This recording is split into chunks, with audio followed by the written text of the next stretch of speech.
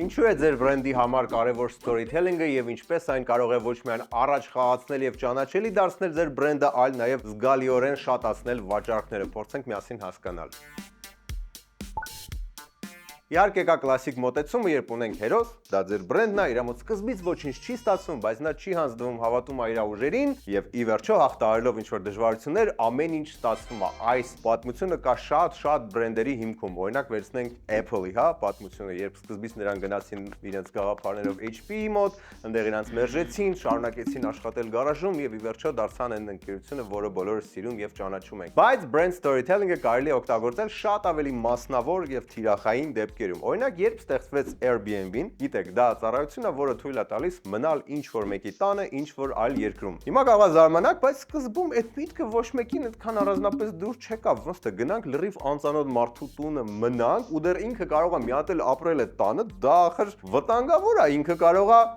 իզվրաշեն լինի։ Եվ մարդկանց քանակը, որ ցանկանում էր առաջամարտիկ լինել է օգտվել նման ծառայությունից, շատ քիչ էր։ Airbnb-ում շատ լավ գիտակցում էին այդ պատմությունը, երբ որոշեցին հակառակից գալ։ Այսինքն, խնդիրը որն էր, որ մարդիկ չէին վստահում, բայց նրանք ունեին դեպքեր, երբ որ այդ մարդկային մոտեցումը օգնել էր հաճախորդներին եւ Airbnb-ն պարզապես սկսեց կիսվել այդ պատմություններով։ Օրինակ, Պորտուգալիայում մեկը ինչ որ այդպես տանը մնալուց հետո գնում է аэроպորտ ու պարզվում է, որ ինքը մոռացել է իր համ դրամապանակը, համ պասպորտ, համ բոլոր թղթերը։ Եվ ինչ անում, կապ է հաստատում այդ տան տիրոջ հետ եւ տան տերը մեծահոգաբար հասցնում է այդ պասպորտը օդանավակայան եւ թռիչքը կայանում է։ Այսպիսի մարդկային մոտեցման պատմությունները պարզվեց, որ եզակի չէին, այլ շատ էին եւ Airbnb-ն սկսեց դա թիրախավորել որպես առավելություն, ոչ թե թերություն, օգտվելու իրանց բրենդից, որտեղ հյուրանոցների անգամ ամենալավ ցանցը չէր բերելու ձեր անձնագիրը հասցներ ձեզ։ Warby Parker ընկերությունը, որը ակնոցներ է արտադրում, պատմում այն մասին, որ գաղափարը ստեղծել ընկերությունը սեփական ցավից է։ Մարդը, ով որ ստեղծեց այդ ընկերությունը, ինքն էլ էր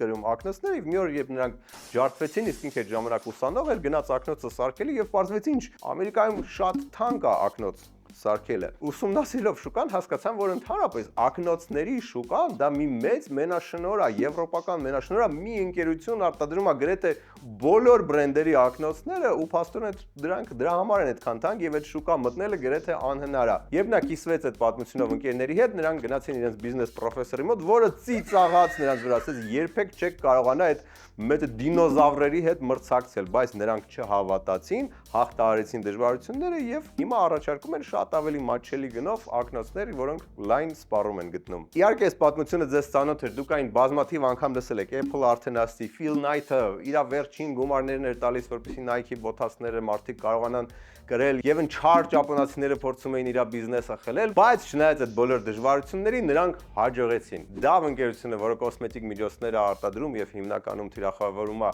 կանանց, էլի հետաքրքիր մի էքսպերիմենտ արեց, որ ցույց կտա իր հարաբերությունները իր եւ հաճախորդների միջև։ Հրավիրեցին ֆոտոռոբոտ կազմող նկարիչ եւ խնդրեցին, որպեսզի կանայք իրանք իրենց նկարագրեն նկարչին։ Եվ նկարիչը նկարեց։ Այնուհետ խնդրեցին ուրիշ կանանց նկարագրել այդ նույն կրոջը եւ կրկին այդ ֆոտոռոբոտ կազմող նկարիչը կազմեց նկարը։ Երբ երկու նկարները համադրեցին, պարզվեց, որ իրանք կանայք իրանք շատ ավելի գեշ էին նկարագրում, քան մյուս կանայք են իրանք նկարագրում։ Այսպիսով բրենդը կոչ է անում, որպեսզի կանայք սիրեն իրանք եւ գնահատեն իրենց իսկական գեղեցկությունը։ Մի խոսքով, ձևերը շատ են, ինչպես հենց ձեր բրենդը կարող է օգտագործել storytelling-ը որպես կարևոր, հզոր եւ ամենաաշխատող գործիք։ Ինչա դրա համար մնում, այցելեք Spin Ideas Agency, անձամբ ձեզ հետ զրուցենք եւ գտնենք ձեր պատմությունը։